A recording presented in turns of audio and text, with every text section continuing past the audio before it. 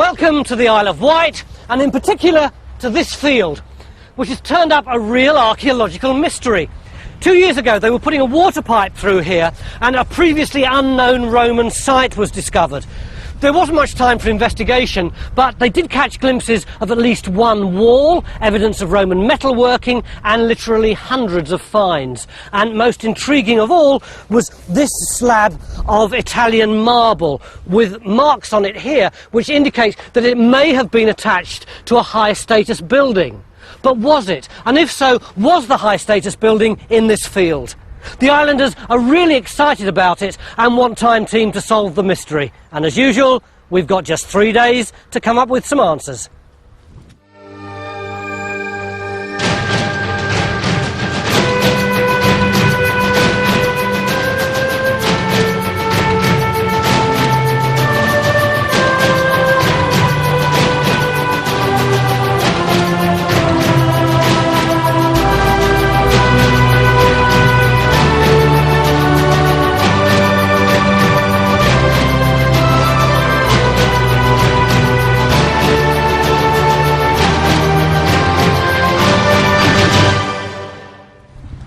You can't find the pipe, can you? We've got global positioning by satellite. We've got and you're desperate. We've got eyeballs as well, Tony, the most reliable technology known to man. Oh, so you've got pictures of it anyway, yeah. And what we can do from these pictures is work out where it is. If you turn around this way, yeah, you can see the line of the trench coming down here on this photograph.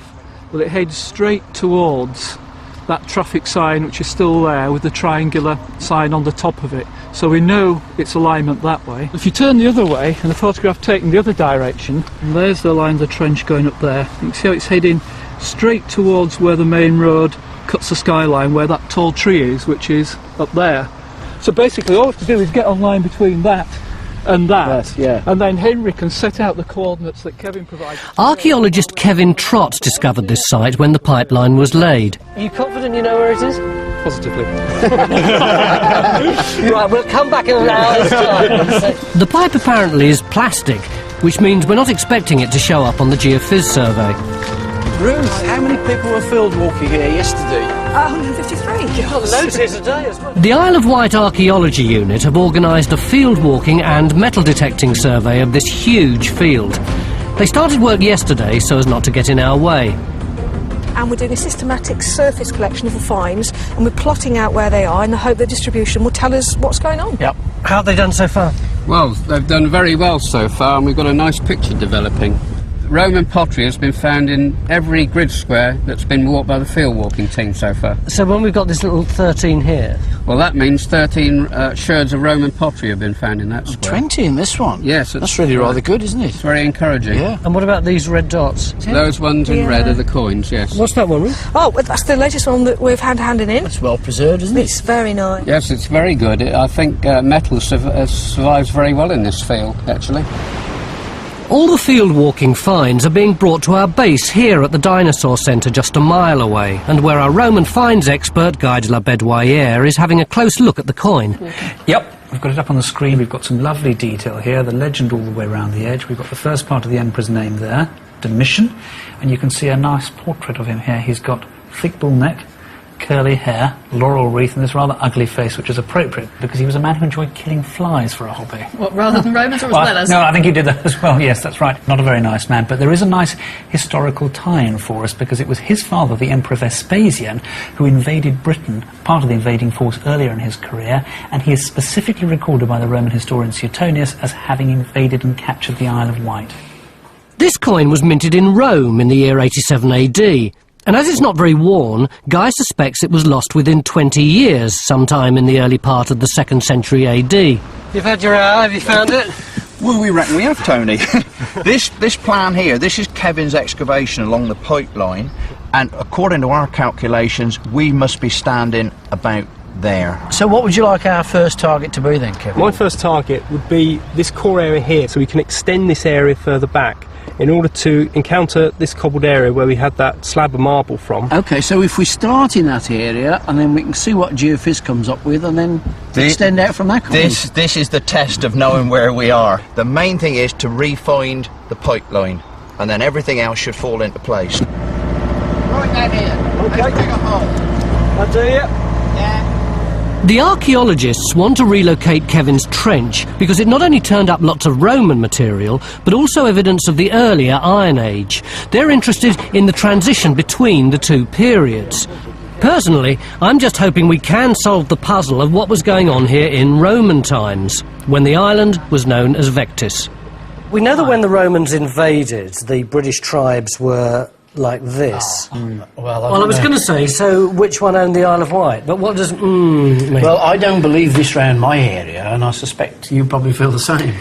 It's typical of us. We love black and white areas, neat little dotted lines to show things. It wasn't like that at all. These tribes are fighting all the time. The borders shifted the whole time. It's actually one of these fellows, Verica of the Atrebates, who goes fleeing over to the continent in the year 42 to get help from the Romans in part of his tribal quarrels, and that's why Claudius comes and invades Britain the next year. But a coin of him turns up, this one here that we've got. It's this coin is found in the Isle of Wight. And maybe his tribe held the Isle of Wight, but maybe it was this one and maybe it was that. And it might have been a different one at different times. Yeah, absolutely. Presumably. I always think of the Isle of Wight now as the tourist trade, but presumably it wasn't that during Roman times. No, and there'd been people farming here, I think, for thousands and thousands of years before the Romans. There are hunter-gatherers from the Mesolithic, and then there's farmers from 4000 BC, so it's been occupied for a very long time, but presumably just by farmers mainly. But it's important enough for this Roman author to describe Vespasian as a general, he's later an emperor, actually to conquer the Isle of Wight. He talks about 30 battles, 20 towns, and the island of Vectis near Britain. Sure. So it's specifically mentioned. It must have been quite important. Back to the field, and would you believe it, we're having problems relocating Kevin's old trench. How's this possible? Weren't they using GPS 2 years ago? They would have been, and they did at this site, but the difficulty there is that when they were using it, it was before the Americans switched off. There's an inbuilt scrambling error, which has now been turned off, but it meant that there was quite a large sort of margin of error potentially in what they were doing. To make matters worse, it started to rain. We're losing a lot of time, and Kevin looks like he's only too aware of it. Bring back the days of good old-fashioned measuring tapes, that's what I say. It's approximately down through here. I still don't know where we are on this site. It started off as a bit of a joke, but it's 10 to 1 now, and we can't do any digging until we've found it. Well, at least we've got the pipe, we think. It starts somewhere around there on one side, and the other side of it's about there. But we don't know how far up or down we are on it, and until we know that, we won't know where the original trenches that were dug 2 years ago are. Now, in those original trenches, there were some cobbles. If we can find the cobbles, then we'll know where we are. So what Phil's doing now is working up the length of the pipe to see if he can find me. He hasn't found any yet. Worse news still is that geophys are struggling to get good results here. But Carenza is opening up a second trench to check out one of the few signals that just might be archaeology. Meanwhile, in Phil's trench, we're now at least certain about one thing. Have you found that pipe yet, Phil? We most certainly have, Stuart. Oh, good man. If ever you needed any proof, What does it say on it? it says caution sewer below. I believe you then. Any evidence of the archaeology then, Phil? Nothing at all. So what we do is Phil's exposed this surface, which has got caterpillar tracks across it from the old dig. His plan now is to dig a small slot into it to see what's underneath. 20 minutes later, and Phil and Kevin have got something to smile about at last. Right, what have we got then? well, it looks like we've actually finally got something. Superb. And look what we've come down onto, this vast spread of shells. Look, everywhere you look. And then there's burnt material, there's pot, more pot over there. And look what else has cropped up. Ah, excellent. Gorgeous, really, isn't it? really nice glass bead. Only archaeologists would call this a bead. It's apparently quite a rare find, though. It was made in France and could be Iron Age or Roman, made any time between 150 BC and 250 AD. We still desperately need to work out where we are in relation to the archaeology Kevin recorded, and who else should come to the rescue but Stuart. How can you drag us away from might- a good trench? You might want to look at this, going back to real old-fashioned detective work, Phil, but since this is a photograph that shows the surfaces you're looking for, what I've done is tried to recreate where the photograph is taken from. And this tree line up here hasn't actually changed. You can get that frame exactly from here with a 28mm lens on, and we know the camera, Patrick, who took the original shot, has a 28mm lens for the camera. Okay. So the shot was actually taken from here, looking down there. Right. Well, if you look at this sondage is going to be right down there, not over there. Using Jenny as a human ranging pole, Stuart works out exactly where the Roman cobbled surface should be. Keep going, keep going. So she stood more or less in front of where those cobbles are, so they're probably under this spoil. Well, I'm going to say, I mean, another bucket width or two will resolve that. Yeah. It's been slow going, but we're getting there. And just to remind ourselves that it's worth the effort, Guy and Carenza are looking at some of the Roman finds that Kevin discovered in the pipe trench. Beautiful. Is that a necklace? Well, we're not sure yet whether it's a small necklace or a large bracelet. I suppose it could be round to go around an upper arm. Yes, and it is indeed adjustable. But one of the most interesting objects we've had off the site so far is this iron steel yard. What would that have been used for? Well, it's for hanging a weight off here, and then up and down here you move the substance that you want to weigh. Does that suggest there's a trading post or something? Well, interestingly, we've also got a couple of steel yard weights, but we also have this little suspension hook, bronze suspension hook, from another steel yard. So that does suggest to me that there is a trading or commercial activity going on here, and we have got a clue as to what that might have involved, because we've got this large lump of molten glass. I noticed that. That's really wonderful, isn't it? I mean, it looks as if there's a number of vessels that have been melted down and glued together, presumably for recycling. Yes, glass is infinitely recyclable, and one of the things it could have been used for is enamelling, which is a process we think might have been going on this site. But the industrial finds are just part of the story, because intriguingly, Kevin's trench also turned up bits of marble. So it could be the end of a piece of furniture, or perhaps a piece of stonework from the wall. But we're left with that mystery. Is there a building here, or has it come from a building somewhere else? That's it. Perfect. That is absolutely perfect. It's that big old bit of pot. Now, at last, it looks like we're in the right place to find out. Yes, look at that. Good God. Whoa. New Forest greyware storage jar. That's a big, that's a serious pot, isn't it? Yeah. Jenny's opened up a new trench and reckons she's found the cause of one of the geophys signals. I mean, that just looks like a big disc of iron. Could that be the anomaly? It could be part of it, yeah. Yeah. Yeah. The geophys signals aren't clear, although they have picked up the pipe trench, or rather a metal pipe that apparently runs next to the plastic one. This is the new geophys. Well, yeah, this is the problem we've got. Look, there's the pipeline everyone was looking for. I mean, clear as daylight. But what we've got is not very clear beyond. That's the blob in Carenza's trench. And now that's where Jenny's digging. So there's no clear ditches or major pits. It's all very bitty. It's either because there's too much soil on top of the archaeology and we can't see deep enough, or it's the nature of the archaeological features. They're just not clear.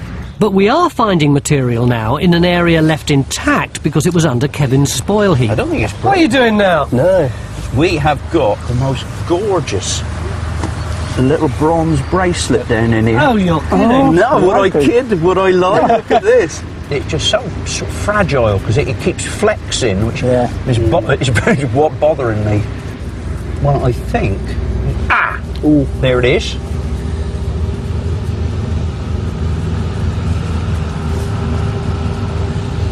It's been all there, isn't it? Oh, yes, absolutely gorgeous, eh? They're little terminal ends, aren't they? So it wasn't open for yeah. Oh, so that's not broken? That's no, that's the style it was. Yeah, try and keep it. It looks as if it's twisted wire, doesn't it? It's beautiful. Absolutely beautiful. Is that one piece of wire bound around another piece? Oh, it looks like it might be, doesn't it? It needs cleaning up too. Oh, look, you can see the hole in there, can't you? Yeah. It's intriguing. We've got items like this bronze bracelet, which dates to the 3rd or 4th century. I think we found the whole thing. While in the same trench, we're uncovering 1st century Roman pottery in what appears to be a rubbish tip full of shells. You can see them in this section here. There are so many, we're using sacks to collect samples. Carenza's trench is also full of shells and big shards of pottery called vectisware. Well, Vectisware is the local handmade pottery of the Isle of Wight between the late Iron Age and the early 4th century. And we have the material we have here is very early on in that tradition. We're talking about the latest Iron Age through to about 70 AD, but no later. The light's starting to go, but there's just enough time for Stuart and Guy to get a look at our site from the hill. You've got the coastline there, and that big expanse of flat ground that goes beyond the site in front of Brading over there, and then you see that flat expanse out there all the way out to the sea again at Bainbridge Point. Now if you look at the geological map, that flat expanse of ground I referred to is this coming down here from coast to coast. This is all alluvium. So all that low ground over there was originally sea? It's been underwater at some stage, effectively. This is an island off the island of the Isle of Wight. Makes me wonder if this is actually where the Romans came in to invade and take the Isle of Wight in the first place. You can't really take that in from... See, that's why you've got to get those trenches and get up high, Guy. Absolutely. Brilliant. It's turned out to be quite a good day in the end. We've found traces of people living here around the time of the beginning of Roman occupation, while just metres away we've got bronze bracelets and potentially a building dating to the end of the Roman period. Well, that is a cracking edge down there. And because Phil's found Kevin's old trench, we're now closer to discovering if it is a Roman villa. Day 2, and I'm bracing myself for another day on the Isle of Wight.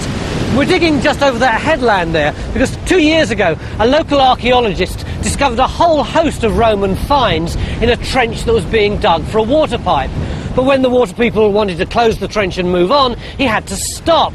And yesterday afternoon, after a really frustrating day, we finally rediscovered that trench. So we're hoping for lots of finds today.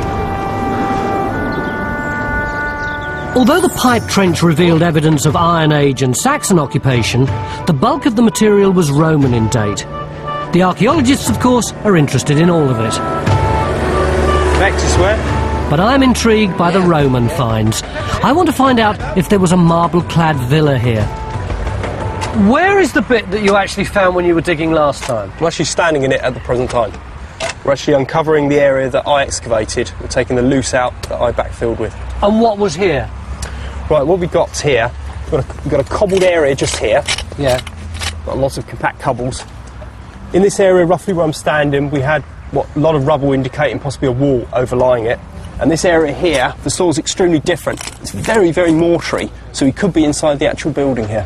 And where did you find the finds? The bracelet was from this area here. Ah, so that's very close to the one we had yesterday over here, isn't it? It is, yes. And also the marble slab come from here as well. Ah, right. So were the post holes in the Saxon material that way? Certainly were. They were underneath the spoil heap behind me. So really we need to go that way, presumably? But surely also we've got to go uphill as well. Oh, yes. Right. Yes, right. Both directions. Well, get on with it. Yeah. Oh, right. OK, Adam.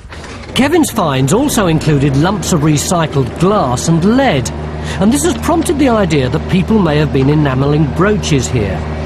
Brooches perhaps similar to these, which were all found on the Isle of Wight. This one here is from the Anglo-Saxon cemetery in the middle of the island, and these two were found closer to our site in the east. So what sort of date are they? Well, even though this one here was found in the early Anglo-Saxon cemetery, they're actually all three Roman, hundreds of years earlier than the Anglo-Saxons. So why do you think that one ended up an Anglo-Saxon grave? Do you think it was a family heirloom? No, I don't think so. I think this one would have gone out of fashion in the 3rd century AD. I think it was probably just picked up, and it's a lovely little object, picked up and worn by an early Anglo-Saxon woman. Well, nice to see they've got an appreciation for ancient artefacts. So very little's known about how enamelling was done in Roman Britain, so we've decided to try and make an exact copy of this brooch. This is a hare, not a rabbit. We know that because rabbits weren't introduced until the Norman conquest, although it does look very rabbit-like. Taking up the challenge are bronzesmith Andrew Lacey and local jeweller Guy Moray. Guy's first task has been to make a pattern from lead which will be used to create a mould. The lead pattern's slightly bigger than the original, Guy. Yeah, that's because when the metal cools it will shrink. So if you want it to be the right size, it has to be a little bit bigger. No, you won't. It's quite tough stuff, actually. Guy's using cuttlefish bone for the mould. Well, so it's completely together now, all round. Then you just take it apart. Take it apart. Open it. Oh, it's amazing. Goodness, the detail's so good. You can see every little sort of line you've carved it. That's fantastic. And this is a technique the Romans would have used, Yeah, is it? sure. It's very, very old. Where are those other two cranes? How's the field walking going since yesterday? It's going really well, thank you. We've actually field walked the entire field. As we've been going up the hill, though, there's been less material, so we're concentrating now on this area here. Your excavations are here, I think. Intriguingly, the plot shows a concentration of 3rd and 4th century Roman material in the area of Kevin's Trench, while the rest of the field seems to be littered with 1st century Roman finds. As we're not getting a clear geophys picture on this site, Mick's suggesting that we place our next trench in one of the 20-metre squares that's turned up a lot of Roman pottery. Where'd you find that? Found it just over there. Clearly, there was also a lot going on here in the late Iron Age, just before the Roman invasion of 43 AD. Iron Age, that. Brilliant. Yeah, that's right. Who got the Iron Age? It's going to be something like that, isn't it? Coming out. That's where we're. Carenza's Trench has turned up lots of late Iron Age material too. It's getting very interesting. We've had masses of finds out of it, including tray loads of this oyster shell and some massive pottery as well, including bits like this that fit right back together again. This trench has also revealed several large post holes alongside an area of cobbles. We've got this bizarre spread of, well, boulders here, if you like, cobbles, with a very straight edge to them, straight edge up the top. There's something really deliberate going on here. But all these post holes are looking late Iron Age. That's what your pottery is, isn't it, Cassian? Yep, everything out of here is all late Iron Age. And that's all out of one post hole? Yep, all out of one post hole. And I've got a similar amount of material coming out of my same age. So we seem to have late Iron Age settlement here, but we don't know what any of it is. Do we know much about sort of Iron Age houses and so on in the Isle of Wight? We know very little about the settlement in the Iron Age here at all. There's just a couple of Roman sites that have turned it up sort of almost by accident. So it would make a lot of sense if we widen this, sort of took another chunk, wouldn't it, to see whether we can get the plan out of it. In our extended pipe trench next door, we've just found a piece of another bronze bracelet. Because this is what, just twisted wire? It is, yeah, it's twisted totally round. What's going on? That's the third one, isn't it? Yeah, I mean, Kevin had one from his evaluation trench there, and ours from yesterday just came in the bulk over there. Yeah, let's have a look at it. What, 2 strands? Two strands, yeah, rotating. All the bracelets are coming from the same context, buried in what Phil calls a lens of material. This material here, this dark stuff, that's where all the bronzes are coming out of, the bracelets, and you can see it's coming back and back and back, and it's literally lensing out as you come up the slope. We extended the trench up the hill, and we began to run out of finds, and so we went down, and there's blatantly no building. What we're thinking now is that perhaps the wall that we thought was the front of the building is in fact the back wall of the building with a cobbled floor, and that it's actually extending down that way. So does that mean we've got to go down that way now? We've got to check it out, Mick. In our workshop, our bronze mixture, made up of 90% copper, 7% tin and 3% lead, is ready to be poured into the cuttlefish moulds. We're hoping to get at least one decent replica Roman brooch to enamel tomorrow. Oh, no! Which means we can't afford to spill any. 5 minutes later, and it's clear the furnace wasn't hot enough. The bronze has solidified before reaching all parts of the mould. Because it's only about a millimetre thick. The solution? Add more tin to lower the melting point, allowing the liquid metal to fill out the tiniest details of our hair. No idea what's happening. Oh, that's lovely. fantastic. Look at that. So ears, eye, front paws, back paws. Yep, we're just going to have to chisel those away. Stuart's fascinated by an engraving depicting the Isle of Wight.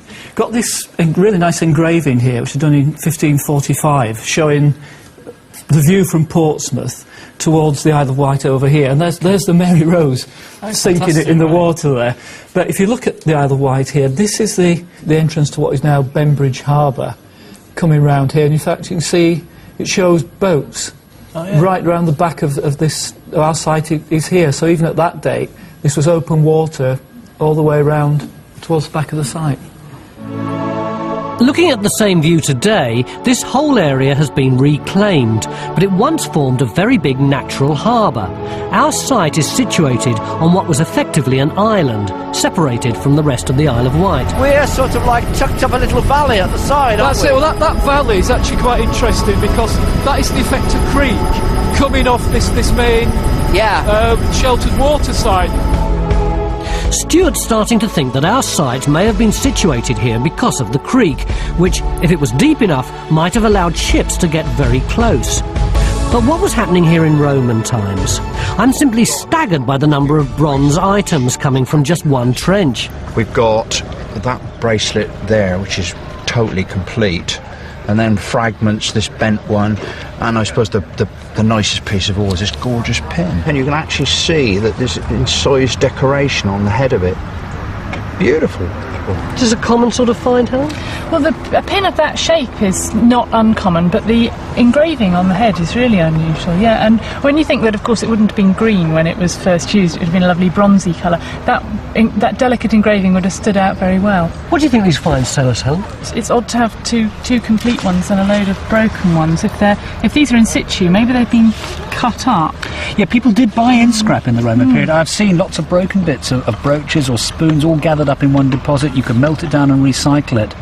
It's certainly something that could happen. So this could be an industrial site. I think that would fix. I mean, we appear to have good evidence for a building, and I mean, everything that's coming out of it is industrial. But if it's not a villa, where does that piece of marble fit in? I think there's a real possibility that it's stuff that may have been brought in from a ruin somewhere else to be reused. Remember, we're not very far away from a 4th century villa. I think it's quite possible that somebody was making use of a very valuable commodity, extremely rare in Roman Britain. You wouldn't throw that sort of stuff away. So, no villa on our site. But Brading Villa is just a mile away, and it offers a chance to get an insight into Roman life here on the island in the 4th century AD. Oh, look at this, Mick. Yes, it's impressive, isn't it? It's exquisite. Almost complete. The mosaic shows what was important to the villa owner, like cereal farming and even dressing for the British climate. It's not. Is this supposed to be the sea? Yeah.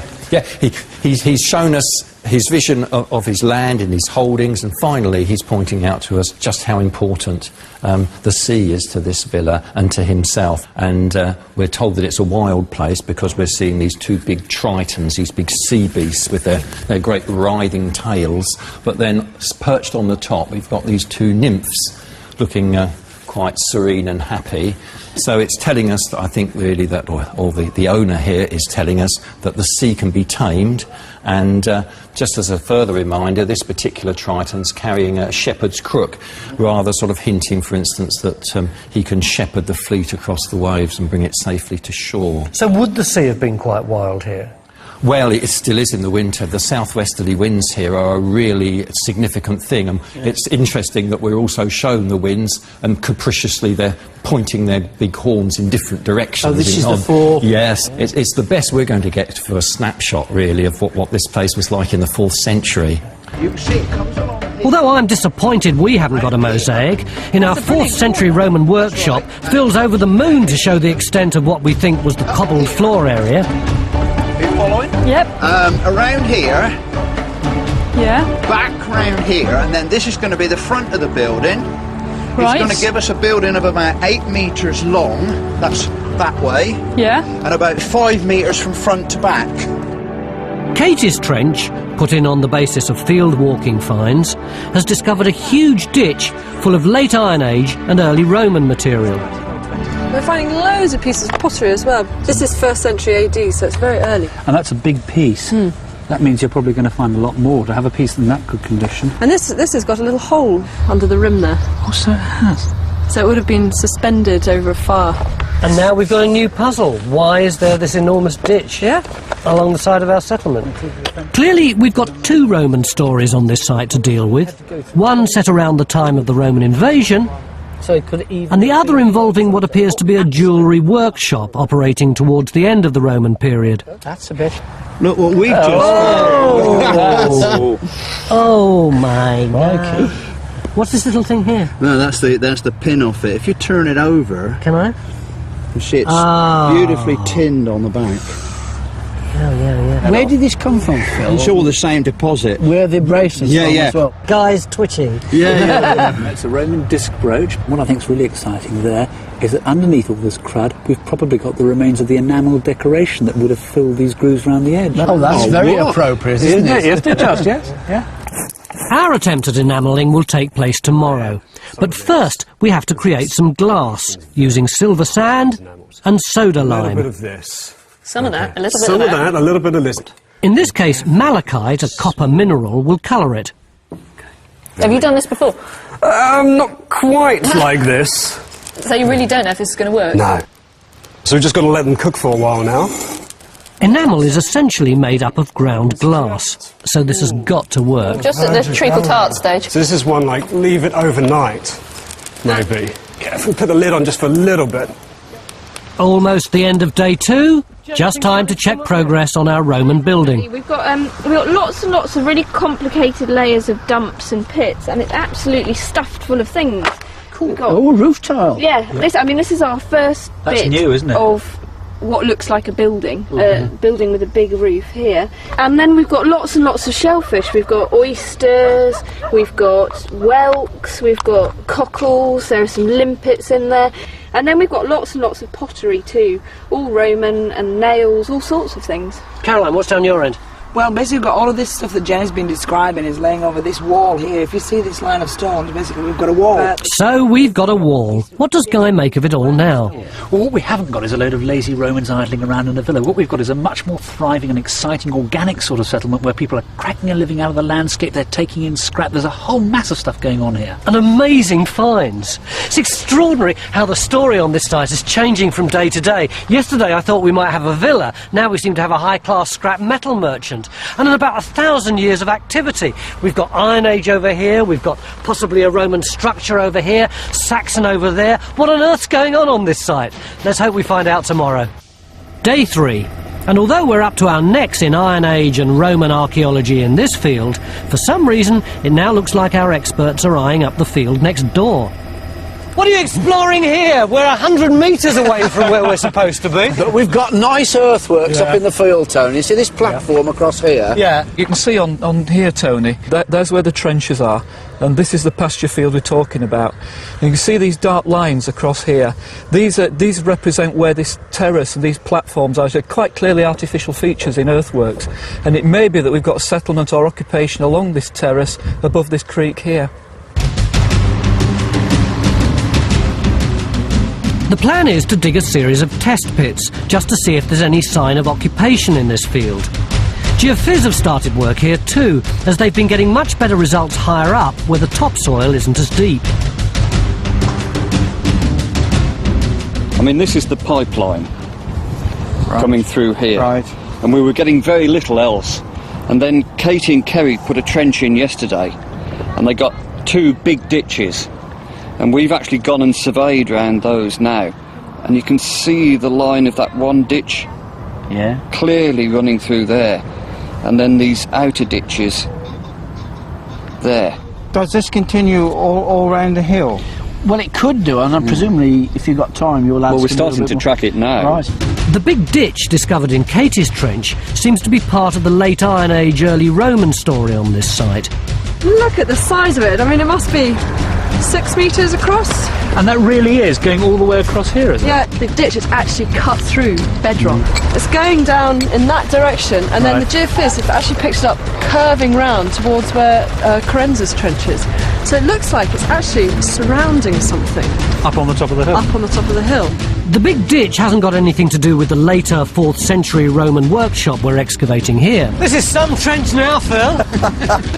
Although we're already digging 2 different periods, this trench has been extended to find evidence of a much later Saxon building, which our experts believe may be the most important discovery of all. So far we found 2 post holes like this one, and yes, I'm struggling to see it too. How many Saxon buildings have been found on the island? Well, this is it. One possible one so far. This is the second possible one. 100% increase in knowledge. So in this trench, we're excavating a 4th century Roman workshop and a 5th century Saxon building. In our Roman workshop, today's the day when we try to enamel our Roman brooch, and for that we need some newly created coloured glass. Let's grab this one. Hey, look at that. You see the it's copper on the surface there? What, the pinkish stuff? Yeah, the pinkish is bright That's pink. copper metal? Yeah. That's just appeared spontaneously. That's it. Is that a good sign or a bad sign?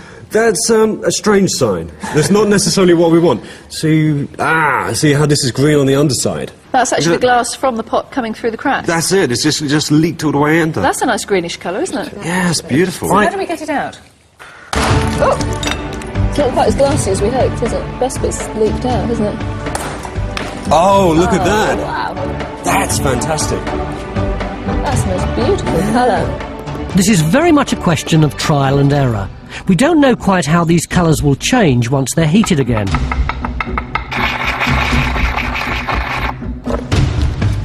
Adding cobalt to our blue glass should give us a deeper colour.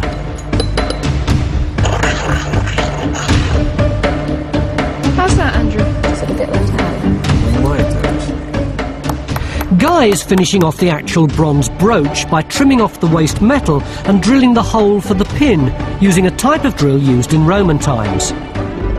After taking soil samples in the creek, we've proved that it was deep enough for ships to get very close to our site, especially flat-bottomed cargo ships like this model based on a wreck found in the River Thames.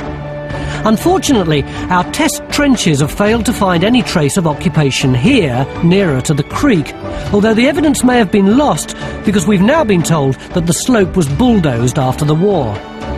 Geophys, though, have detected something on top of the hill, and we've put in a trench to see if it's Roman or Iron Age. Well, there's the ring for you. Well, that's pretty clear, isn't it? And, I mean, on the interpretation, we're putting the box in there, on that part of the arc. Yeah. And if you can't see it on the ground... It's clear enough in the trench, isn't it? Katie's found a flint scraper in the ditch, which is either Neolithic or Bronze Age. Bit of a blade, isn't it? Must be Bronze Age. Well, we'd expect it to be Bronze Age, wouldn't we? What would you expect to be Bronze Age? We'd expect it to be a ring ditch, probably around a barrow or around burials. Mig reckons this could have been a Bronze Age burial mound, which means that we're now talking about people living in this landscape as far back as 2000 BC.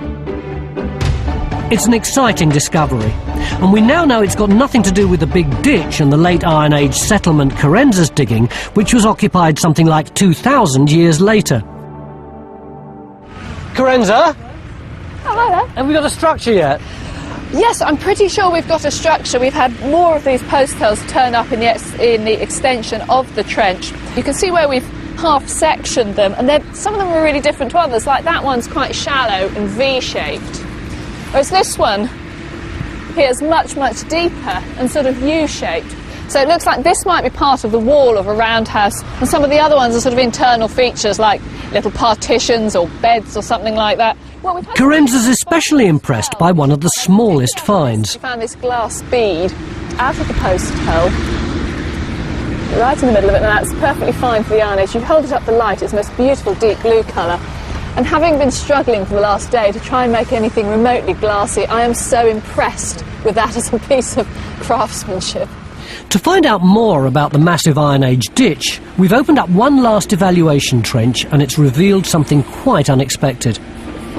We certainly found a human burial for a start. A human burial? Human remains, certainly, yes. Where? I mean, it's here, basically. When they were taking the top off the trench, they just touched it with the bucket. This is all cranial fragments up here and actually some bits of hand. And we have a mastoid process with a zygomatic arch. It actually looks it's a very male characteristic. And a bit of mandible here.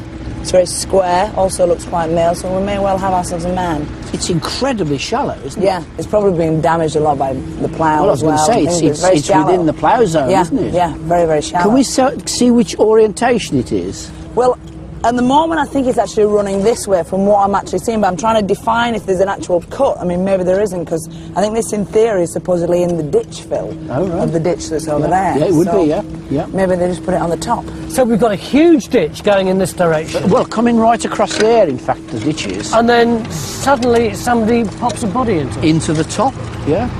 The burial is so near the surface that it makes me wonder if we've discovered a modern-day murder, although there is less topsoil in this part of the field. Carenza, like everyone else, is intrigued by the new discovery. Caroline, did I hear that the hands in your burial are up near the head? I mean, it's disarticulated, but we basically find hand bones, yes, up around where the cranium is here. Right, is that part of a bent arm bone? This potentially could be, yeah, a flexed humerus and an elbow basically joined here. So that suggests that it might have been a crouched burial then, with the sort of hat tied up tightly like this. It's distinctly possible. And that would suggest it's likely to be prehistoric, wouldn't it? Well, I don't know what Saxon burials usually look like. Well, no, they're generally sort of lying on their back, their hands sort of either up like this or down like that, not crouched up like that. That's more likely to be prehistoric. Which would be good news, because then that could help us get our ditch fill, because that would be overlying our ditch fill. That would tell us that the ditch was actually filled up in the prehistoric period. Carenta has to rush off again because she doesn't want to miss the critical stage in our enamelling experiment. How long is it going to take? 30 seconds to a minute, maybe. Oh, right, so you just sit and literally watch it go? Yeah, just watch it. It will darken and then become glossy. It's tricky because the different colours have to be added in stages, some colours requiring longer in the furnace than others. Oh, wow, that's amazing. Look at that. That still needs a bit more to go glassy, doesn't it? Yeah, but that's the first firing. It's getting late, but having discovered this burial, we're committed to fully excavating it, which probably means that Caroline will continue tomorrow after we've gone. The bone's actually in quite good shape, isn't it? I mean, it's a bit soft. For the time being, though, we're going to leave her to get on with it so that we can find out as much as we can by the end of the day. In Carenza's trench, we now have a half to go with our post holes and feel pretty sure that what we've found is the remains of an Iron Age roundhouse, a building that probably looks similar to this, part of an extensive settlement here around the time of the Roman invasion in 43 AD. We expected the big ditch to completely enclose the late Iron Age settlement, but Geophys could only see this much of it. Perhaps this was all there was, and it was designed to impress anyone approaching the settlement from the creek. The Roman building that was standing here 200 years later, around 300 AD, was a fairly humble structure, not the villa I'd hoped for, but probably a workshop, perhaps even occupied by slaves. One perhaps of several buildings located here because of easy access to the sea, with people trading and recycling materials, and almost certainly into the business of enamelling. Oh, Andrew, are you pleased with it? Oh, I'm so chuffed with it. That's great. I mean, yesterday you were very complimentary about the craftsmanship of the Romans, and I suppose I'd better be complimentary about your work now as well. Oh, look at that. Hey! Isn't that beautiful? That's unbelievable. The colours are just so bright, aren't they? That is 15 out of 10. It's turned out brilliantly, and it makes me appreciate how good the other bronze finds must have looked when new. Our experts, meanwhile, are delighted to have found rare evidence of Saxon buildings standing here approximately 100 years after the Roman workshop. What we've done is we've uncovered the original post holes that I excavated in the evaluation. I had two more in this area here. Unfortunately, we actually machined them away a bit too deep. Yeah. Right up here, we've uncovered another post hole associated with the line. It's much shallower and smaller than the others. Helen, we've got more post holes just about a metre away, haven't we? Yes, very observant. These two. So this is the edge of Kevin's trench. So these two weren't within it, and they seem to be much bigger. There's those two, and then there's a third down here, and you can see they're all quite big and they're all deep. They're much bigger than these ephemeral things up here. And what's that here? What we got here is some Roman pottery and occupation debris. What's actually happened, it's come down the big hill wash and congregated in a hollow here. So how come it's on top of the Saxon holes when the Saxons were later? Well, what it is, originally the whole of this area was covered in Roman debris, and what they've done is they've cut through with the post holes through this earlier phase. Why were the Saxons living on top of Roman squalor? Well, there wasn't really anywhere else to go. At the end of the Roman Empire, there's just Roman squalor everywhere. The whole landscape's littered with buildings and coins. They were just going where it's a good place to live, or staying where it's a good place to live. It's very difficult to understand quite what sort of building this would have looked like. I mean, is that what you got Victor doing here? Yes, we've got the complete buildings here. This one is what we think the 5th century small post holes, small building might have been like. And then this one combines the great big posts here of the later house and the raking posts that Kevin had in previous excavations, and shows how the two could go into the same building. So what would you say is the story of what happened in this trench from the Roman times onwards? Well, it looks like a perfect microcosm of what happens when Roman Britain ends and Anglo-Saxon England begins, because we've got a timber building that goes out of use in the early 4th century, and then that's replaced by this timber building from the 5th century, and that falls down in its turn and is replaced by our later, maybe 7th century building here. So here are the people of the Isle of Wight. They live like Romans here, they live like Anglo-Saxons here. Before the pipe trench was put in, no one had any idea that any of this was here. And the biggest surprise has been the body on top of the ditch. Caroline, can we date the skeleton yet? Well, we've had a few very small pieces of pottery out that has actually been inside, basically, in the burial, under bits of bone. And we've had a word with Malcolm, and he said it's potentially late Iron Age. So this is potentially late Iron Age or later. And what's the story of the skeleton? Well, we've been revealing it, Jenny and I, and what we've found here is these fantastic kind of hyperflexed arms basically over the chest here, suggesting that it's either been bound or it's been purposefully placed in this position. It's quite a surprise. It's not what we were expecting, is it? We certainly weren't, Tony. How many other Iron Age burials have we got on the island? We only have one, and if this is Iron Age, this is very, very important. A radiocarbon date obtained for these bones dates them to the 1st century BC, which means that this man died in the late Iron Age. But given the suspicious circumstances, Victor and I both like one idea that's been suggested. Was this someone who had his hands tied because he was a prisoner? Someone who was executed and then dumped into a ditch full of Iron Age rubbish? It's got to be a possibility.